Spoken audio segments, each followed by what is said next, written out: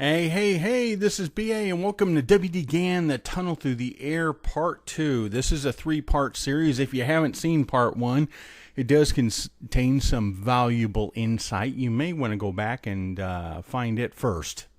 Let's get started.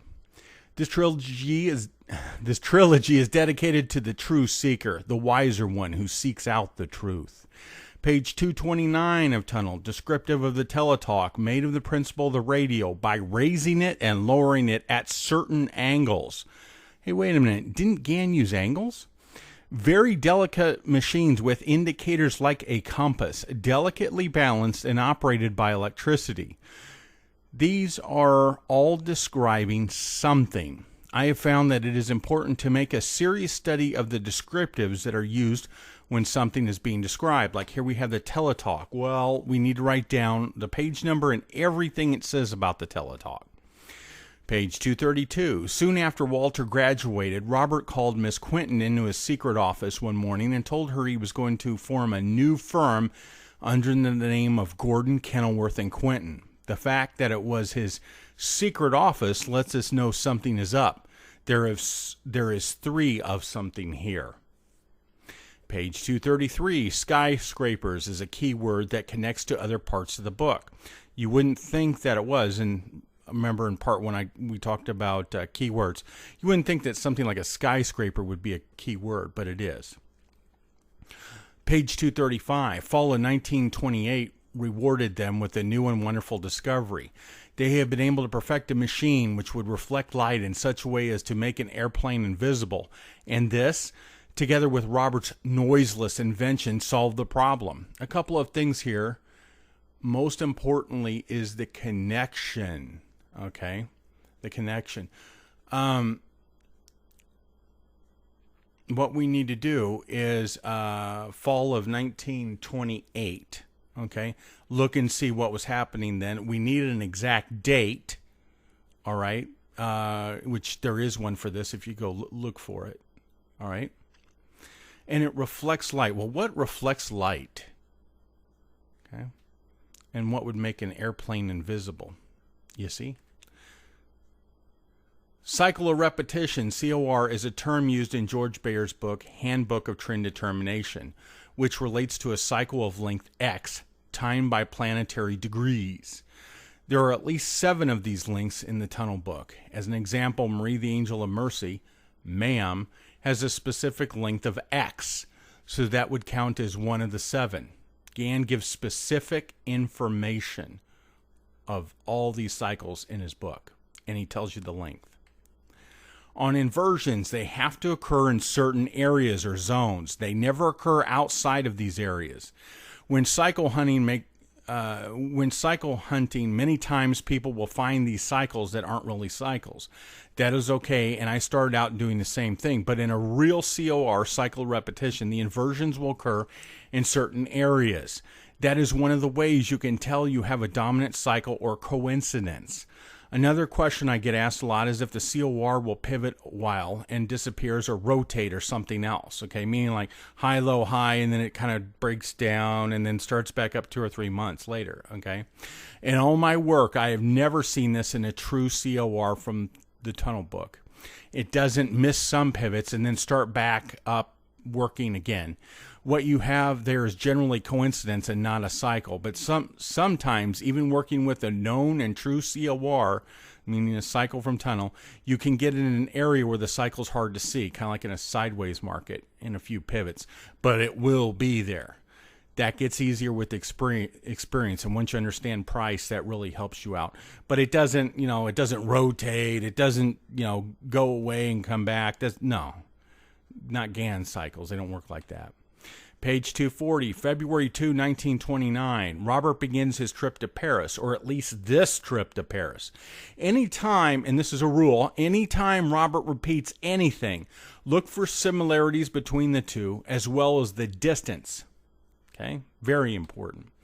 Page 244 mentions Dr. Descartes. Covertly, the name Renan is used on page 241. This is a classic Gann maneuver. We are supposed to deduce from this that the name René Descartes, who is also mentioned by Luther Jensen in his book Astrocycles and Speculative Markets is important. Okay? Page 271. It would put people to sleep and they would remain asleep for 7 days. It's talking about the sleeping gas.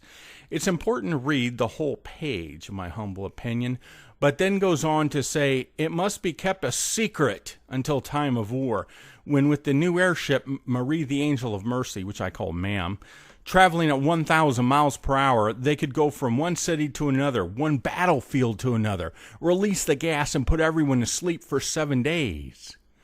Now one can study the sleeping gas on this page, but note here how it gets connected directly to Ma'am, and that is very important. Remember in part 1 of this, I talked about, don't trip acid, look for connections.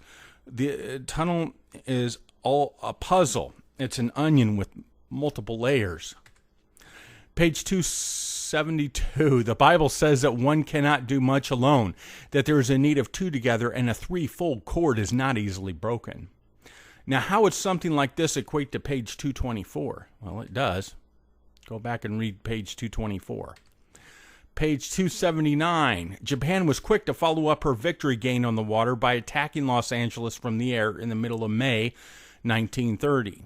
What happened in the middle of May 1930 after the attack? Well, the Dow went down. Now, for those of you that are new to my material, I know, well, BA, there was no attack in May 1930. Well, the attack was between the bulls and the bears in the stock market, you see. Gann's a market trader. On page 290, September 1930 attack on San Francisco. Look at the Dow to get the exact date. Gann wants you to. You see what I'm saying? So San Francisco gets hit, you see, on page 290. And it happens in September 1930. Okay, well, we need an exact date. Well, we know, you're learning that when there's an attack on a city, the Dow goes down. Well, what was the day of the high? That will give you the high, or that'll give you the September date, and that's important. At several points, San Francisco's flashed back to in this book. San Francisco's key. Page 292, listen to what he says here. Sailed over them where they were flying by the hundreds in wedge formation. Like a triangle. Each division being followed by a giant supply ship which could anchor high in the air and supply more bombs when the bombing planes exhausted their supply and returned for more. Page 292, signaled him to follow them, one plane leading and two others falling in beside him. What could that be? 1, 2, 3. There's that 3 again. Page 297. He did not blame Robert for selling his invention in Japan in peacetime, nor did he condemn him for turning over his secret pocket radio. This connects the two, you see. One would want to come up with the dates and analyze what he's getting at here, you see. Page 300. She said, Mr. Gordon, do you know the market is following the forecast which you mapped out in 1927? The significance of this statement is all important. The book, The Tunnel Through the Air, the book was written in 1927. And she's saying the market is following the forecast which you mapped out in 1927. Okay, I'll translate that for you. Mr. Gordon, do you know the market is following the forecast you put in the Tunnel Through the Air book in 1927? Remember, I told you when there's good news, and we'll see that coming up. When there's good news, when we win a victory, the market goes up. When we lose, and get decimated like Chicago and San Diego and stuff, what happens there? Market goes down. See, received good news by secret radio of the capture of the Tokyo J1. She calculated that as soon as it was generally known, now this is good news, it would restore confidence and stocks would have a great rally. Look at the Dow on August 11, 1930 as it started up. Okay? You see that? So this part I tied together from two different sources in Tunnel explains to you what's really going on. Page 300. Edna asked Robert if there was any hope of the war ending soon. His reply, no. It will get worse in 1931 when many other nations will join against us. He was, of course, right. The Dow, which is what I say represents the stock market, tanked in 1931. I mean, it went down hard. Page 300. The end will not come until the summer or fall of 1932. Gann was right. Gann was right on. The low was, I think it was July 8th, 1932. Okay, which of course is the summer, you see.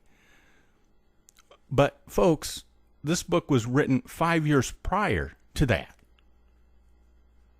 You see?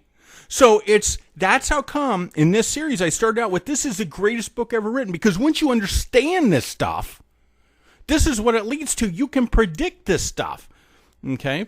You can predict the highs and lows and where they're at in the economic cycles and all that stuff. That's why Gann's so important. I know people are out there going, I just want to get rich real quick. Well, guess what? This probably ain't a field for you to be in.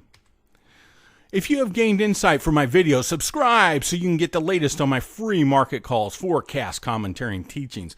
Knowledge is priceless. Hey, this is BA reminding you, you can succeed. Bye-bye.